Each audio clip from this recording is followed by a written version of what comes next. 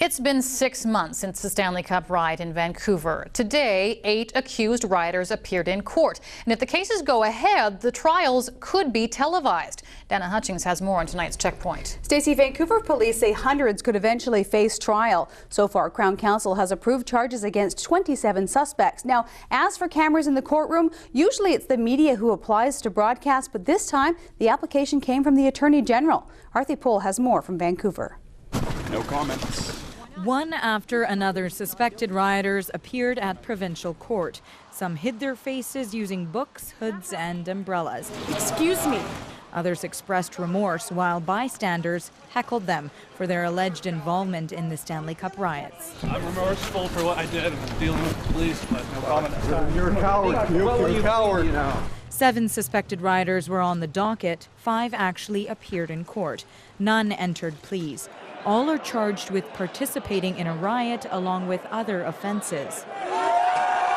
Spencer Kirkwood, identified online as the man in this video, is also charged with mischief, as is Jeffrey Post. Robert Snellgrove was photographed allegedly looting during the riot. Matthew Lennox, a local musician, charged with break and enter, as is Anthony Larson. Oliver Burke was represented by his lawyer. So was Richmond beauty queen Sophie Laboissonniere, who won Miss Congeniality at the recent Miss Coastal Vancouver pageant. Her lawyer says her plea will be entered at her appearance next week, but gave no hints as to what that might be. I just really prefer to have my cases tried in the courtroom. This morning, suspected rioter Ryan Dickinson also made an appearance from jail to face charges. He's identified in this photo on social media. All suspects will be back in court in the coming weeks. While many tried to conceal their identity today, they won't be able to do that if the Crown has its way.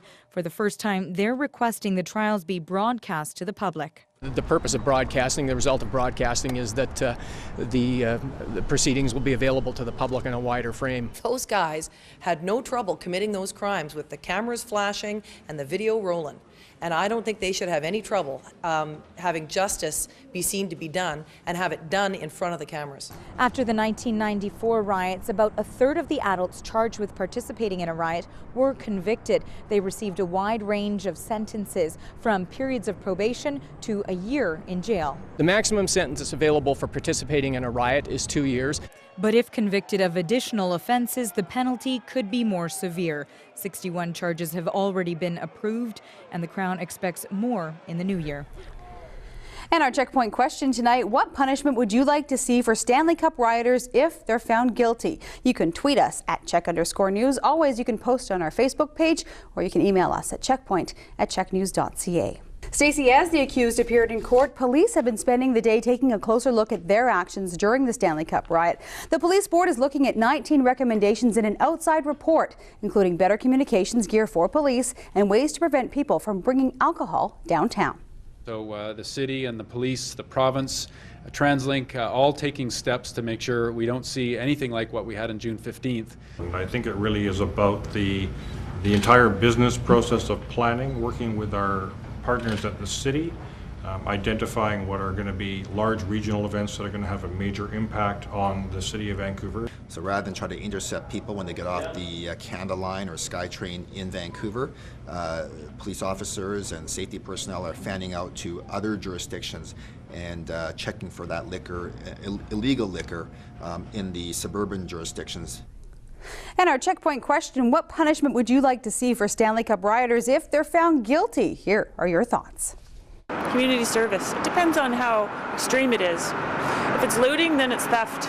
If it's damaging people's property, I think they need to reimburse and repay, and community service. They should be prosecuted to the full extent of the law, whatever that is, and serve a penalty. I think it should be more of a ticket type thing. I don't think typically rioting should result in prison time. Besides the law being upheld, that a lot of these people don't realize the impact of the damage that they're doing, and so I would really like to see them have to work to repair the stores and repair the damage. Well, I think the important thing is that they just have to know the consequences of their actions. So I don't expect it to be minimal or to be massive. It just depends on what their history was and what their involvement might have been and how aware they were of the actions that they were undertaking.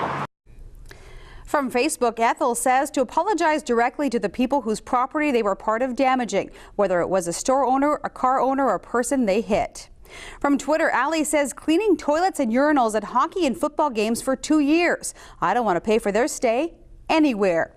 And Jennifer says, I think they should be forced to do major volunteer work all over Vancouver to rebuild the reputation they destroyed overnight.